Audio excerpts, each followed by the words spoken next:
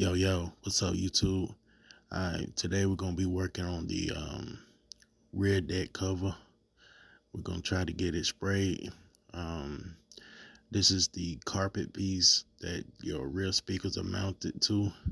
Sits by your rear window. Um, we tried to clean it as best as I could, but it has accumulated a lot of dirt and grime over the years, so a lot of the stains didn't come out. And plus, the rear speaker had left a mounting mark that was hard to get out. Again, we tried our best to clean it up before painting, so we're gonna try to, well, hopefully the black paint gonna cover up a lot of the blemishes in it. So again, we're gonna be using a Harbor Freight paint gun, the Rustoleum gloss black paint, and a 26-gallon air compressor. Even though a lot of the stains didn't come out,